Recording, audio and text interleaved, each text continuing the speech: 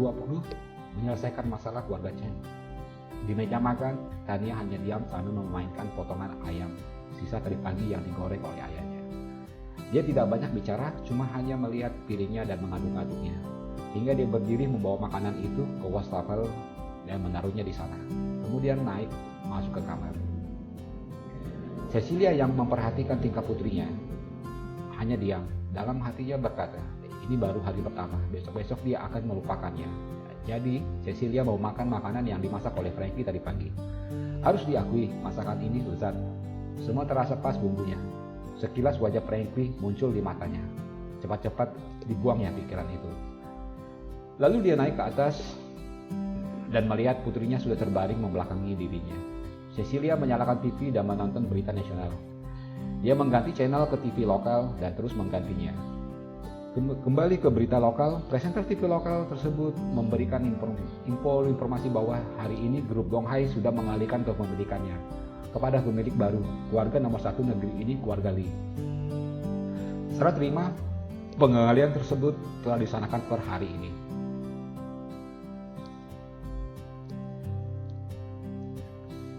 Berita ini yang menarik ingat Cecilia, karena dia tahu grup Donghai adalah perusahaan nomor 1 di kota ini, yang tadinya dimiliki keluarga Dong. Nilai perusahaan ini mencapai ratusan triliun. Wajar bila dibeli oleh keluarga Lee, keluarga dengan ekonomi teratas negeri ini. Keesokan paginya, Frankie terbangun seperti biasanya. Lari beberapa putaran menjaga stamina tubuhnya. Setelah merasa cukup, Frankie kembali ke rumah. Setibanya di rumah, di meja makan sudah siap dengan sarapan. Leonie tersenyum, ayo duduk, tunggu ayah dan adikmu, mereka sedang mengganti pakaian, kata Leonie. Einat keluar dan duduk di kursinya, menyusul Lian Chen melihat Frankie yang belum mandi. Dia menutup hidungnya, lalu duduk di seberang Frankie, tapi tidak melepas tangannya dari hidungnya. Einat menatapnya sambil tersenyum, begitu juga Leonie. Frankie pun ikut tersenyum. Adiknya ini memang masih tidak berubah, selalu menggoda dirinya. Di militer, walau 3 hari tidak mandi, banyak para gadis yang mengantri untuk menemani dirinya. Sambil berdiri, Frankie dipindah ke sisi Lian sambil tertawa. Lian berteriak, kakak mandi sana. Frankie tidak memperdulikan, ia duduk menikmati sarapan. Setelah semua selesai berangkat bekerja, Frankie masih duduk di meja makan. Pikirannya melayang ke putrinya. Apakah putrinya dapat sarapan hari ini? Sarapan dengan apa? Pertanyaan itu tidak akan bisa dijawab oleh Frankie. Di saat yang sama, putrinya duduk di meja makan hanya menyantap mie kemasan. Dengan wajah sedih tanpa bicara, dia cepat-cepat menghabiskan mie itu agar bisa segera berangkat ke sekolah. Baginya, berlama-lama di rumah akan semakin rindu kepada ayahnya. Selesai mandi, Frankie berencana keluar menemui Tuan Lu untuk menyelesaikan perhitungan antara dirinya dengan keluarga Chen.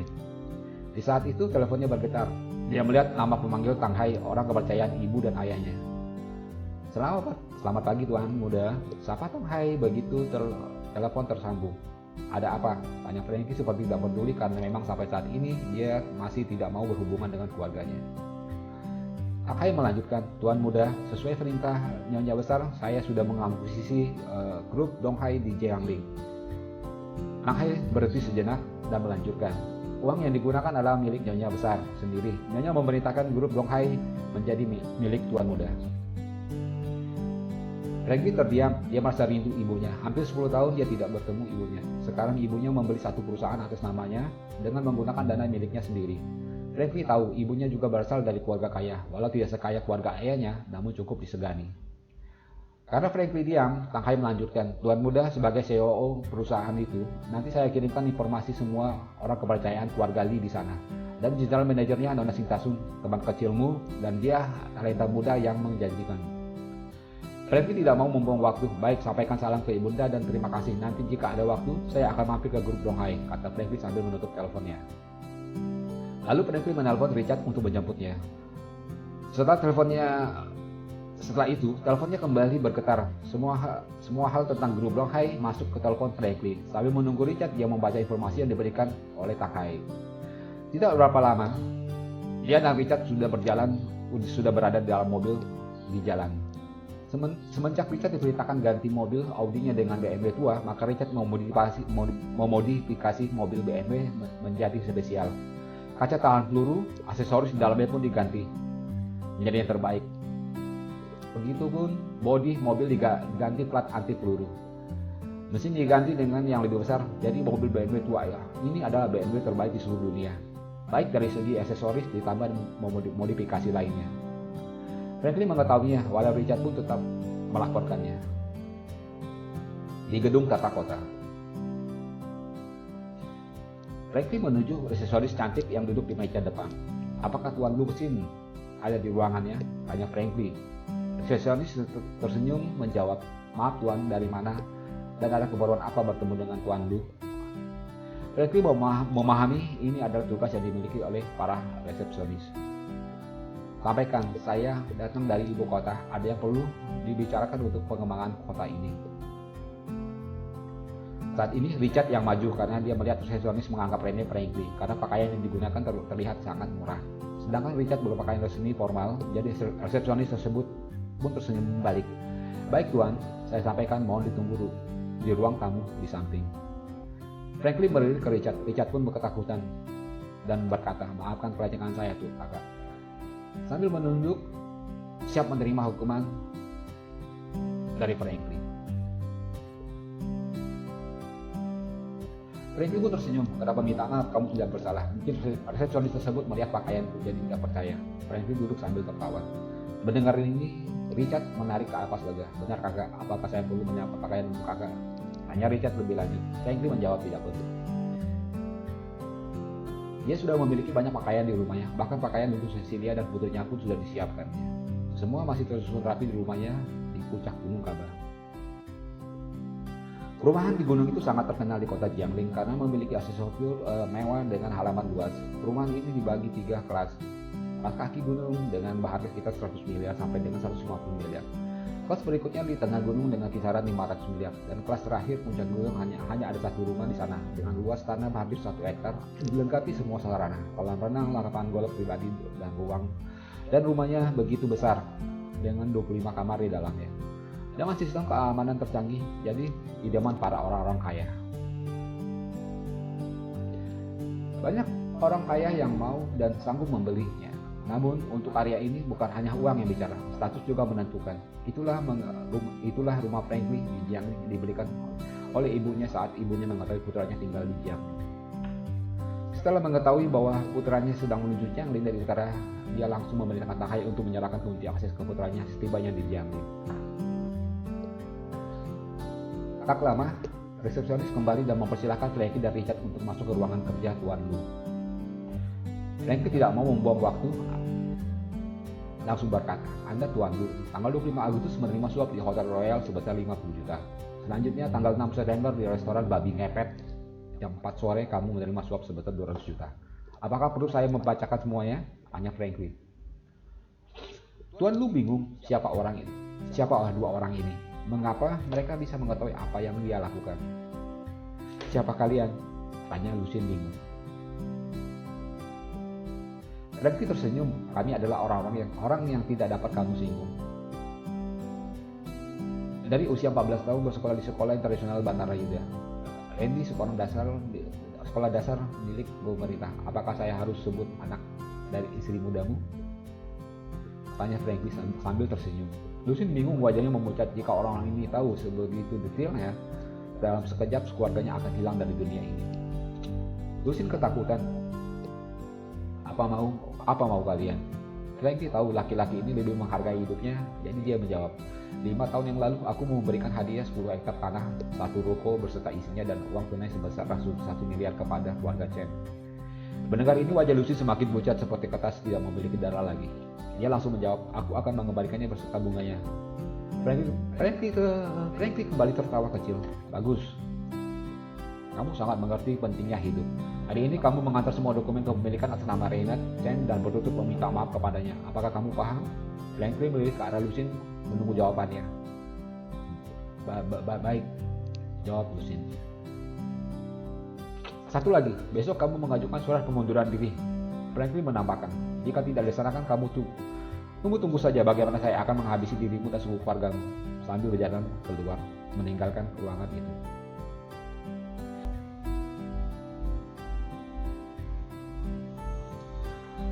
Setelah Franklin dan Richard keluar, Lucien tersadar dan coba merenung, memikirkan jalan keluarnya. Dia langsung ke ruang kamera di atas di dekat ruangan wali kota untuk mencetak gambar kedua orang itu dan mencari informasi tentang mereka secepatnya. Begitu selesai mencetak beberapa foto, dia bergegas keluar dari ruang kamera tersebut. Begitu keluar, dia berpapasan dengan wali kota. "Tuan Lu, ada apa? Engkau seperti orang yang ketakutan," tanya Pak Wali Kota. "Selamat pagi Pak Wali Kota. Tadi ada 2 orang tamu mendatangi saya dan mengancam saya dan keluarga saya. Makanya saya mencetak beberapa foto sebagai bahan laporan saya ke pihak kepolisian," jawab Lucien penuh hormat. Wali kota bingung, tidak percaya ada orang berani mengancam bawahannya di gedung milik pemerintah. Sungguh bernyali besar. "Mana fotonya?" tanya wali kota penasaran dengan orang-orang yang begitu berani. Sambil mengulurkan tangan, dia mengambil foto yang dicetak oleh Lucien. Dia melihatnya, wajahnya berubah menjadi pucat. "Apakah kamu yakin orang ini yang mengancammu? Di mana dia sekarang?" Wali kota terburu-buru turun ke lantai 1.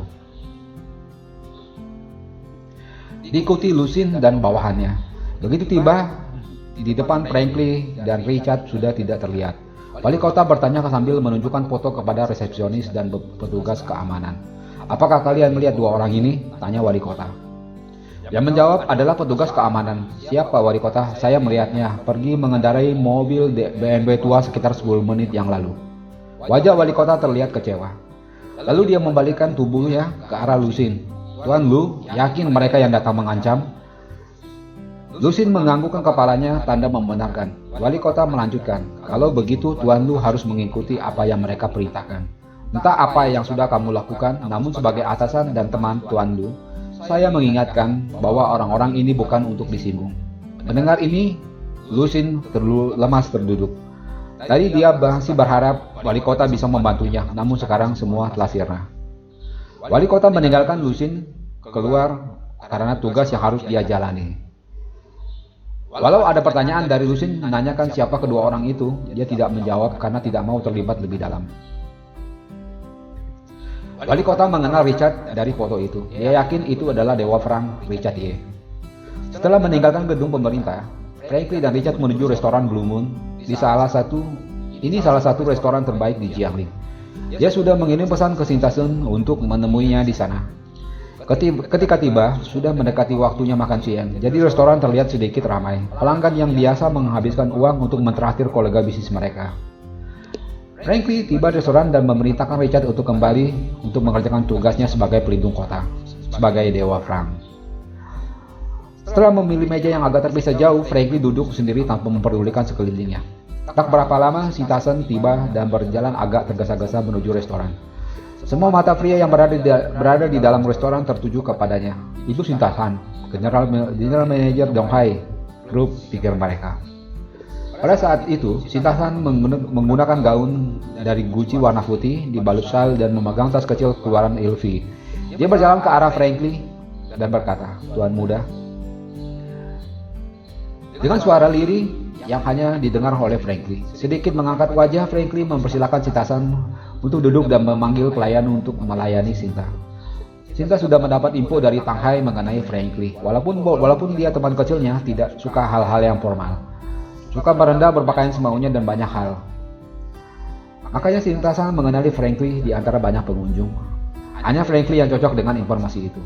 Setelah makanan tiba, Franklin mempersilahkan Sintasun makan. Sambil makan dia berkata, "Jangan panggil aku dengan tuan muda, panggil aku dengan kakak jika di tempat umum." Sinta mengangkat wajahnya tersenyum dan mengangguk tanda mengerti. Setelah makan, Franklin meminta informasi detail perusahaan dan kesulitan apa yang sekarang dihadapi. Sinta menjalankan semuanya dan sementara ini tidak memiliki satupun kendala. Sinta menjalankan satu kartu akses lift ke ruangan CEO di lantai 107 kepada Franklin. Setelah menerima kartu tersebut, Franklin tersenyum. "Aku tidak memiliki uang cash. Tolong kau bayarkan makan siang ini dan terima kasih." Franklin berdiri dan meninggalkan Sinta. "Baik," Sinta menjawab walau Franklin sudah tidak ada lagi di hadapannya. Sebelum Sinta datang, Franklin sudah menelpon Randu untuk menjemputnya di depan restoran Blue Moon. Begitu dia keluar restoran dan menggoda Sinta untuk mentraktir dia, langsung menaiki mobil Royal Racer keluaran terbaru. Pulang ke rumah, Franklin duduk di belakang sambil membaca laporan yang diserahkan Sinta kepadanya. Sementara di kediaman keluarga Chen, sore menjelang malam keluarga Chen sedang berkumpul mengobrol tentang aktivitas hari ini. Saat itu ketukan pelan datang dari pintu. Leonie bangkit membuka pintu dan melihat seorang lelaki gendut sedang berlutut di depan rumahnya. Dia berteriak memanggil suaminya. Renat berjalan keluar didampingi oleh Lian Shen. Begitu tiba di pintu, Renat terdiam mematung. Itu Tuan Lu, atasannya.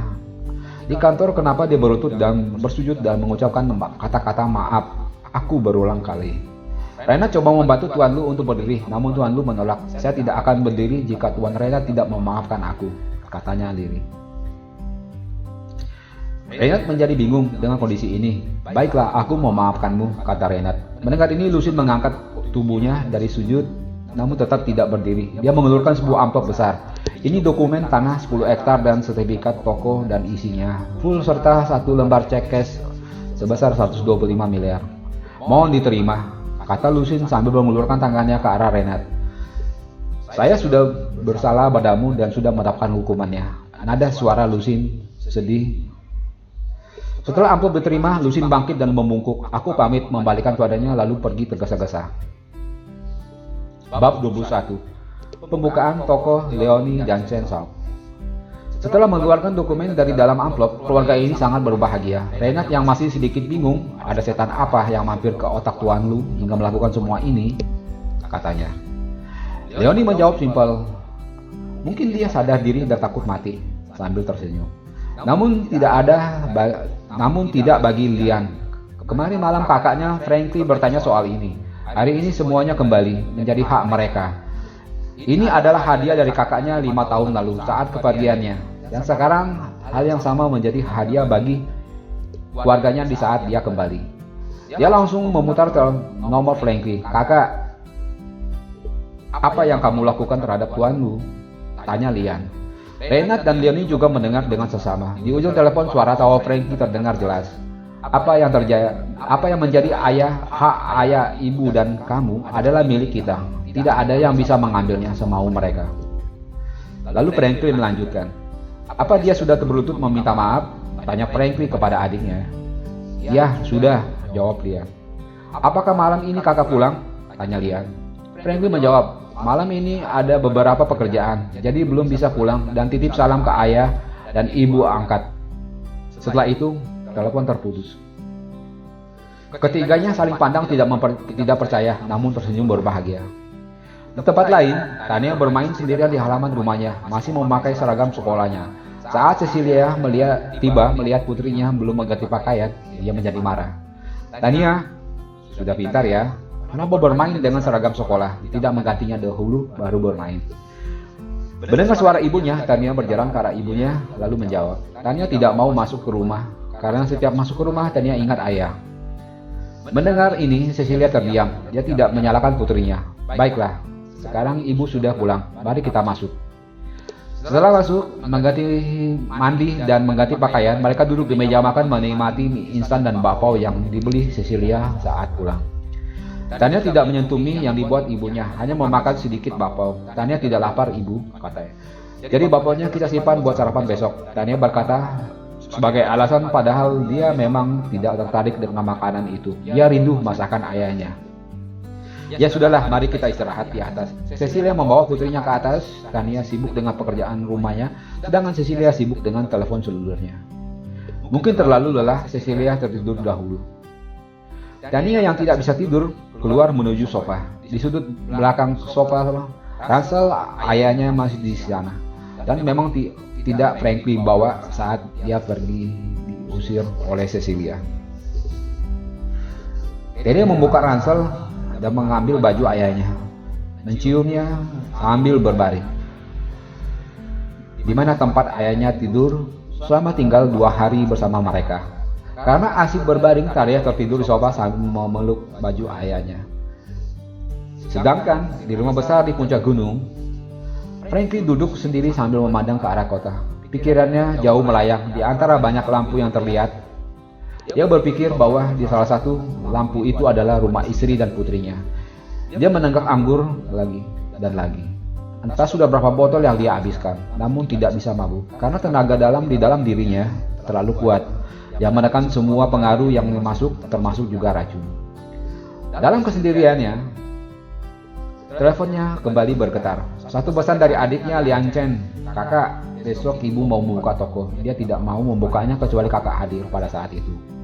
Mohon kakak Franklin yang tampan untuk hadir." Diakhiri emoticon yang memohon sangat banyak.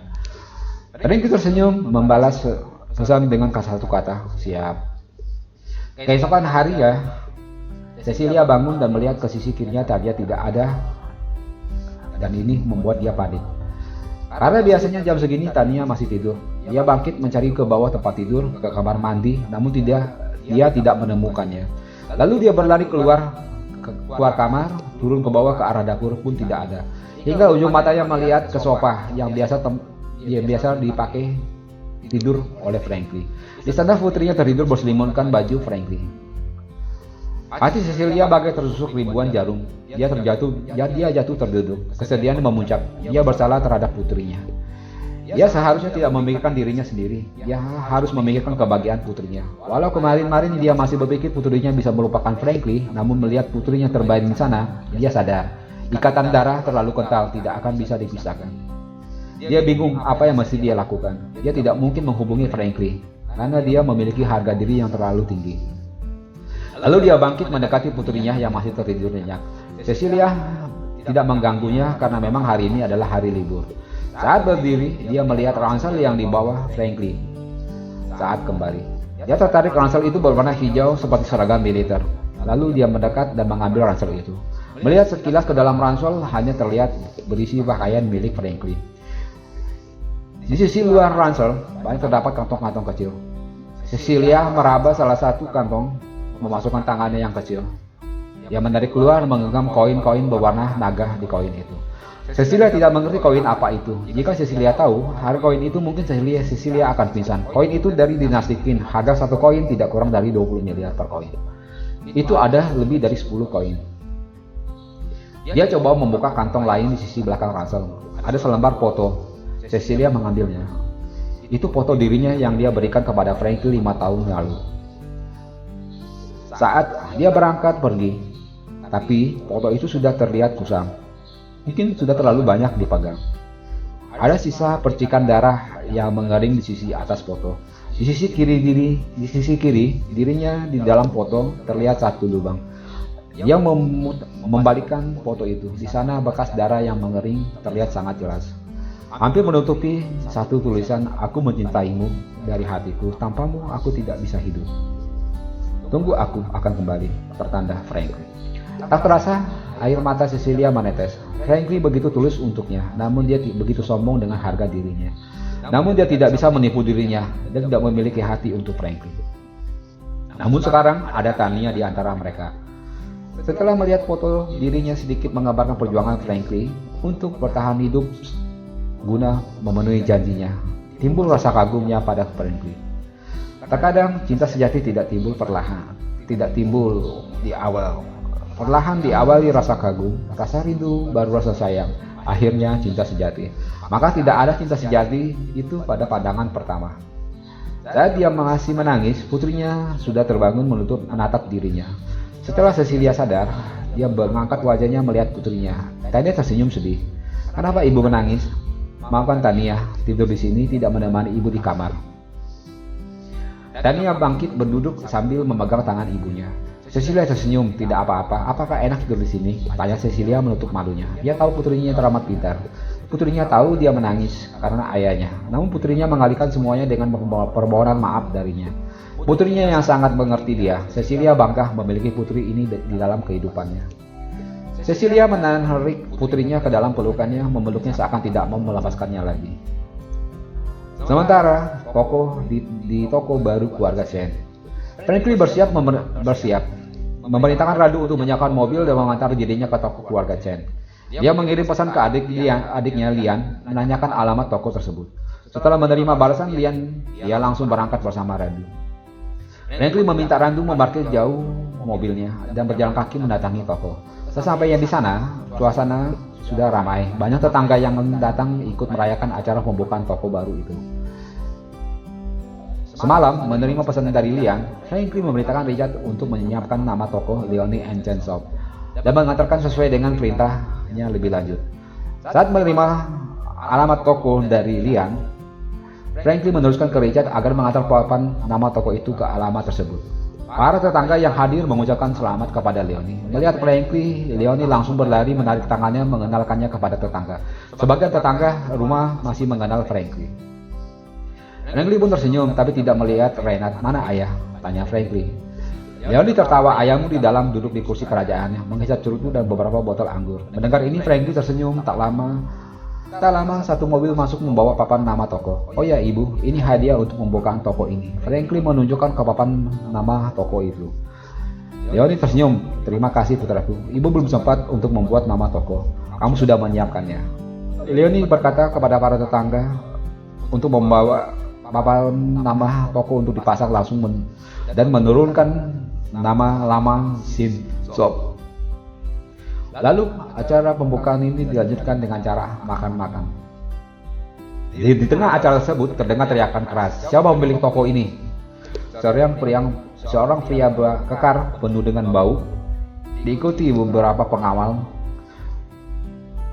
Leonie bangkit sambil tersenyum. Tuan, aku pemilik toko ini. Boleh tahu siapakah tuan ini? Tanya Leonie.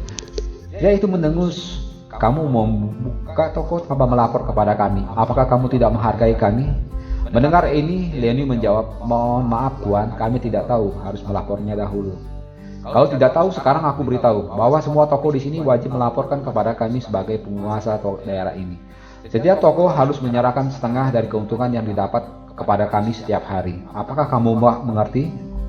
Tanya pria bau itu kepada Leonie. Leonie terdiam. Setengah dari keuntungan, pikirnya. Bagaimana usaha ini akan berkembang jika keuangan dibagi dua? Leonie bingung mau menjawab apa. Saat itu Franklin bangkit dan berkata, saya pikir negara ini adalah negara hukum. Tidak ada yang bisa berbuat semaunya di negara ini. Kata Franklin sambil jalan ke depan Leonie. Pria bau itu tertawa. Bagi kami, hukum itu adalah kami. Berarti kami adalah hukum. Apa kamu paham? Sambil mengucapkan ini, tangan pria itu mengelus cabang baunya. Tawa anak buahnya ikut pecah mengikuti tawa bosnya. Franklin tersenyum. Bagaimana jika kami tidak mau membagi keuntungan? Tanya Franklin. Pria itu memutar kepalanya menghadap Franklin. Kalau tidak mau mengikuti, maka ini jawabannya. Dia berjalan cepat ke arah Franklin, mengayunkan tangannya menampar Franklin. Leonie menutup mulutnya. Lian berteriak keras. Kakak lari. Ketika tangan itu berjarak sekitar 10 cm terhenti di udara. Tangan pria bau itu tergenggam erat oleh Randu. Entah kapan Randu bergerak. Sekarang posisinya sudah di depan Franklin, berdiri melindunginya. Sedetik kemudian terdengar krek-krek blam. Tangan pria itu patah dan terdengar tendangan kaki Randu mendarat di lututnya, membuat pria itu jatuh berlutut. Tidak bisa berdiri karena lututnya hancur. Randu kembali ke posisi awal. Tanpa berkata apapun, dia berdiri di belakang Franklin. Kejadian ini begitu cepat, suka diikuti mata semua orang. Anak buah pria itu semua terdiam. Mata mereka melotot tidak percaya. Franklin tersenyum mengejek. Kemampuan cuma sedikit, berani menyatakan dia adalah hukum. Ini namanya hukum. Tangan Franklin melayang menampar kepala preman itu, melayang beberapa meter ke belakang.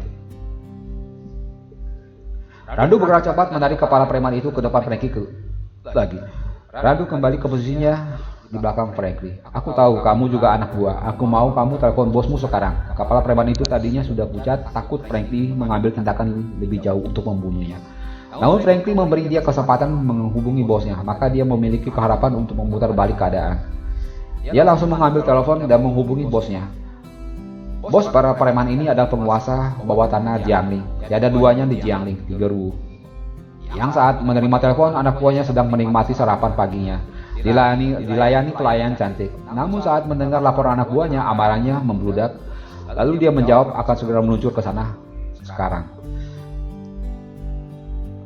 Setelah menutup teleponnya, dia tersenyum. Tunggu, kamu akan merasakan balasan 10 kali lipat setelah kakak Wu datang celotehnya. Mendengar ini Franklin hanya tersenyum. Reinhard yang mendengar nama keluarga marga Wu sudah mengetahui siapa yang ditelepon oleh preman ini. Lalu ia bertanya, apakah yang kamu telepon itu Tuan Tiger Wu? Kepala preman itu menjawab, mana ada penguasa dunia bawah tanah yang bermarga Wu selain Tiger Wu. Jawabnya sambil tertawa. Reinhard berbisik, hati-hati, Tiger Wu adalah penguasa Jiangling. Lalu dia kembali duduk dan dia percaya Franklin bisa menyelesaikan masalah ini. Dengan melihat rantu saja dia yakin Tiger Wu bukan apa-apa. Tak lama kemudian beberapa mobil Land Cruiser berhenti di depan toko. Seorang lelaki setengah baya berusia sekitar 45-50 tahun turun diikuti pengawal berjas hitam. Di antara pengawal tersebut ada satu orang yang berpakaian Cina klasik berjalan di belakang Tiger Wu. Tiger Wu melihat anak buahnya masih berlutut di depan Franklin, amarahnya pun makin menjadi. Siapa yang berani melawan aku di Jiangling? Aku Tiger Wu, penguasa dunia bawah tanah Jiangling. Melawanku berarti mati. Mengangkat bahunya menyerang musuh dengan kata-kata. Namun yang diserang itu adalah Franklin, pemimpin para dewa perang. Mendengar ini Franklin hanya tertawa. Baginya sudah sering dia mendengar banyak boncong senjata di kepalanya. Kata-kata seperti itu keluar, namun dia masih tetap hidup. Aku yang melawan, Franklin berkata sambil menendang preman bau di depannya. Melayang menuju ke Land Cruiser Tiger Wu, akhirnya terdengar suara keras beradu. Tubuh preman bau melesak masuk ke dalam mobil, membawa pintu mobil di belakang tubuhnya. Tidak berhenti, terus menabrak pintu di sisi lainnya dan baru berhenti setelah membentur tembok. Semua mata melengok bingung. Tendangan sederhana dapat menghancurkan dua pintu Land Cruiser dari sisi yang berbeda. Sungguh luar biasa. Tiger Wu pun terdiam, tidak percaya. Namun dia menenangkan hatinya. Punya sedikit kemampuan mau pamer di depanku, kata Tiger Wu sambil menggerakkan jarinya kepada orang berbaju Cina klasik untuk menyerang. Melihat aba-aba ini, orang tersebut maju tersenyum mengejek ke arah Franklin. Aku tidak mau banyak bergerak. Jika kamu bisa menghindari satu gerakanku, kamu menang, katanya sombong. Tiger Wu tersenyum, orang ini adalah master kepercayaannya. Franklin hanya diam. Siap, aku menyerang, kata pria itu langsung bergerak. Gerakan itu sangat cepat, sulit diikuti mata. Namun tidak bagi Franklin, gerakan tersebut masih sangat lambat. Dia masih berdiri di tempatnya, tidak bergerak untuk mengelak atau menangkis. Leonie mematung, Lian menutup matanya. Reinhard berdiri dengan satu kaki bingung. Apa yang dilakukan oleh Franklin? Kenapa dia diam saja, tidak bergerak untuk mengelak atau berpindah tangan, pikirnya. Hanya Randu yang masih diam, tenang, tidak bergerak. Saat tinju pria berbaju Cina klasik mendekati wajahnya, Franklin menggeser sedikit kepalanya. Tinju itu lewat hanya 1 cm dari kulitnya. Saat tinju itu lewat, tangan Franklin bergerak. Plar! Terdengar jari kesakitan. Pada saat yang sama, pria berbaju Cina klasik itu melayang beberapa meter ke belakang, menabrak anak buah Tiger Wu yang berdiri mematung.